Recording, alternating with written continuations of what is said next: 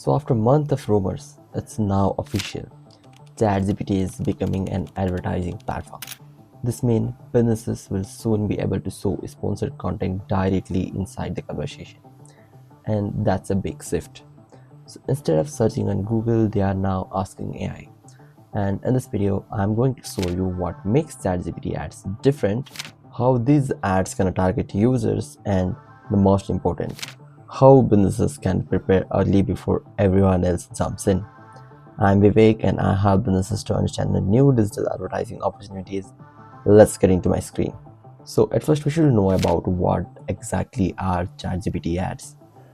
So these are the paid advertising campaigns managed by the OpenAI, which is the parent company of ChatGPT, which allows businesses to target their potential customers through showing sponsored link after the ChatGPT responses. So the current status of ChatGPT ads as of February 10, they have stated that they have started testing ads, but only after 2 weeks, something around that, we have started seeing ads on a normal basis. If you are a business person or entrepreneur who is looking to advertise on ChatGPT, means if you are interested on advertising on ChatGPT, then you should start preparing by ranking organically for credibility and make sure the brand is also the part of the answer rather than interruptive ad. So what I'm trying to say from this is ChatGPT ads are different from Meta or Google ads, and you should start preparing early. And later on in this video, I'll prove it through data and some of the sources that I have.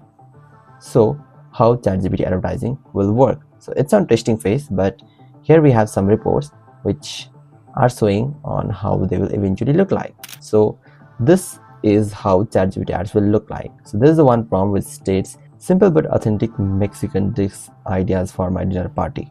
And here's the whole response that ChatGPT gives. And after that response, there's a clearly labeled sponsor link that gives the advertisement of sauce, which matches the exact prompt of what user is asking about. So he asks about a Mexican dish, and ChatGPT gives a response on what are the top picks for Mexican dish dinner ideas, and after that he recommends a sauce which perfectly matches what the user is asking for. So this is how ChatGPT ads will work. So now, how will advertising be different from Google and Facebook ones? So they will be totally different from Meta and Google ads through, first we have targeting logic. So Google uses keywords, content and audience, which means when I search for digital marketing courses, right under the Google search, I see the sponsor link right under these links, which uses keyword as a digital marketing resources, and these are the content that advertisers have produced, and audiences means where I am searching for. So Meta ads uses audience and demographics. What it exactly means is it uses what are the pages that I am hanging on, or what are the posts or reels that I really like. And about ChatGPT, it is highly contextual. So contextually, what means is it will be based on current query or conversation. Right here, as I have shown about this example through Mexican dinner ideas for dinner party. Reporting cost variance includes Google Ads uses cost per click, means whenever I click on any of the sponsor link right here, the advertisers who are advertising for this have to pay for it. And Meta uses CPM, means they have to pay for per 1,000 impressions. And ChatGPT uses high tier CPMs, and rumors suggest that it will be $60 per CPM, which is kind of high according to what usually cost on Meta. It's somewhere around 3x more to what cost in Meta. So we know about how it will be different from to what are these. So let's talk about why we should advertise in ChatGPT. So first we have high intent discovery. What it exactly does is it matches the product that the user is looking for according to his personal preferences, which are more likely going to convert. Simply, it focuses on delivering personalized ads to the customers, showing a high likelihood or purchasing or needing a solution. So for reference, if I'm a person who is looking to buy a shorts, on Google I will be searching like shorts for men, but on ChatGPT I'll search something like I feel hot all the time, I want to look casual, normal, and give me this shorts recommendation according to that. Here ChatGPT does not only read the shorts as a keyword, it reads the patterns such as lifestyle preference, what I'm feeling like the hot part, so and it gives me the responses according to that. So that's the high intent discovery part of the ChatGPT.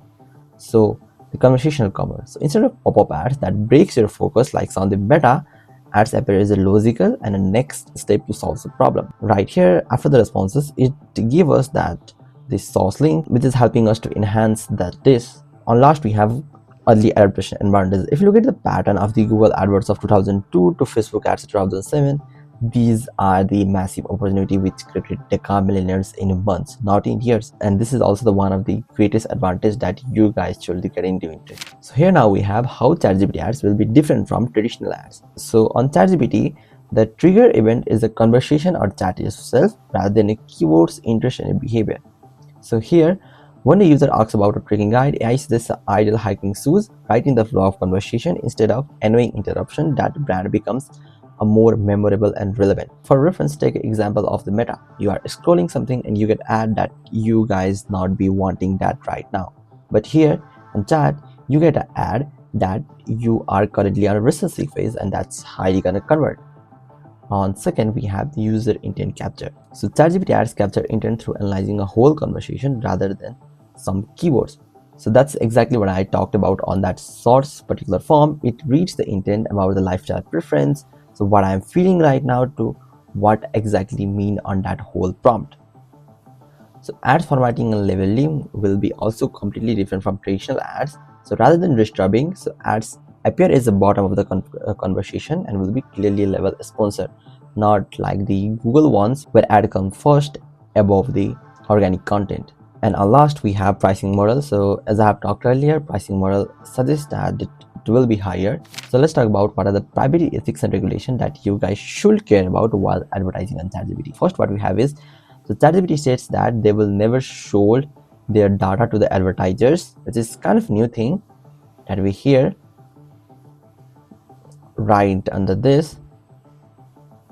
And on second, we have sensitivity content and safety display, means there will be no ads on the topics like mental health, health and politics. Also, there will be no ads for on testing phase for under 18. So now let's talk about, we know about what are ChatGPT ads, how are they unique, what makes them different from traditional ads. Now let's talk about how we can prepare for ChatGPT advertising. So on first, we should have to fix these 4 things first.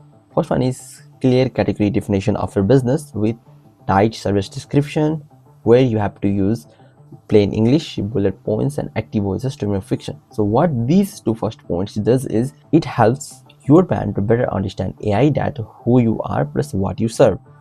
And on third, we have proof signals like reviews, case studies, comparison and testimonials. So these are also the one of the key factors that ChatGPT uses to make your brand mention on AI. And last, we have location plus specialization clearly stated everywhere. So it is also the one of the main signal, because if I'm a person from New York, I'll probably search like a lawyer for New York. And if you are a lawyer from New York and you haven't mentioned about that you are from New York, then you are not likely gonna mention by AI. About these 4 things is, if ChatGPT cannot understand your business itself, it cannot recommend you either paid or organic, and that's exactly what these 4 points tells about. On second, we have is start thinking clients and recommendation thinking. So what you have to do is take your 100 ICPs, means ideal customer profile, who actually sits on your customer base, and ask them these 3 questions. What your business is basically based at, who your business is not for, what makes your business safer, faster, cheaper and better from your competitor. And if you can get those 100 responses, your current ICPs, then you can get better known of your business about who can you more target of. And the last we have is prepare for fewer clicks and higher intent, because ads will be a lot expensive. So this is gonna be the one thing that you guys will care about. So let's talk about the mistakes that you guys should not be made while optimizing for ChatGPT ads. So first one, we have ignoring privacy boundaries. So there will be no ads around mental health, health and politics, and if you ignore these, your ads going to be totally removed. Once again, we have treating it like a Google search.